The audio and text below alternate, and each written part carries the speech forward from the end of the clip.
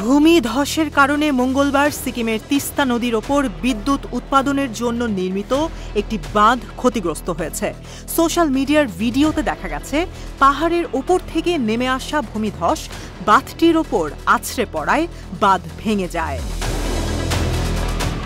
ভারতের সরকারি জলবিদ্যুৎ প্রকল্প পরিচালনাকারী সংস্থা national hydro electric power corporation জানিয়েছে ৫১০ মেগাওয়াট তিস্তা ৫ বিদ্যুতের যে কাঠামো তৈরি করা হয়েছে সেটি সম্পূর্ণভাবে ক্ষতিগ্রস্ত হয়েছে। একই সাথে ক্ষতিগ্রস্ত হয়েছে হাই ভোল্টেজ সাবস্টেশন। কয়েকদিন ধরেই ওই অঞ্চলে ছোট ছোট ভূমিধসের কারণে স্থানীয় বাসিন্দাদের সরিয়ে নেওয়া হয়েছিল। তারা বলছে, গত বছর হিমবাহ ভেঙে সিকিমে যে বন্যা হয়েছিল সেই বন্যায় প্রকল্পটি ক্ষতিগ্রস্ত হয়। তখন থেকেই এই বাঁধটিকে বিপজ্জনক হিসেবে বিবেচনা করা হচ্ছিল। মেরামতের কাজও চলছিল সেখানে।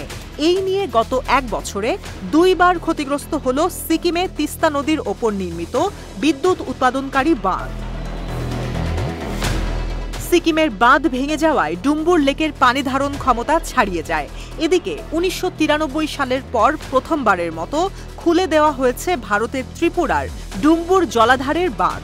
গত কয়েকদিন ধরে ত্রিপুরায় ব্যাপক বৃষ্টিপাতে জলাধারের পানি বৃদ্ধি পায়। এরপরই বাঁধের স্লুইস গেট খুলে দেওয়ার সিদ্ধান্ত হয়। ত্রিপুরায় অতিবৃষ্টি এবং বাঁধ খুলে দেওয়ায় হু হু করে পানি ঢুকছে বাংলাদেশে। এতে ফেনীর পরশুরাম, ফুলগাজী এবং ছাগলনাইয়া উপজেলায় দেখা দিয়েছে প্রবল বন্যা। এই ৩ উপজেলার শতাধিক গ্রাম প্লাবিত হয়ে পানিবন্দী হয়ে পড়েছে লক্ষাধিক মানুষ।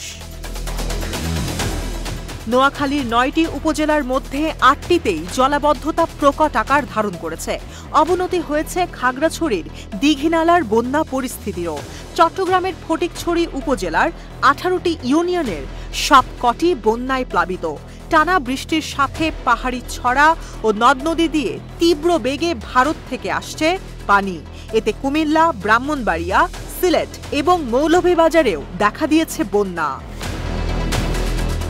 তিস্তা নদীর পানি বণ্টন নিয়ে ভারতের সাথে বাংলাদেশের সমস্যা দীর্ঘদিনের।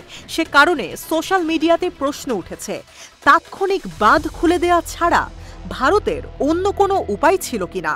বা সোজা করে বললে, নিজেদের বাঁচাতে ভারত কি তবে ইচ্ছে করেই বাঁধ খুলে দিল? বিশেষজ্ঞরা বলছে, শুধু খরার সময় পানি না পাওয়ার সমস্যা দিয়ে বিচার করলে হবে না।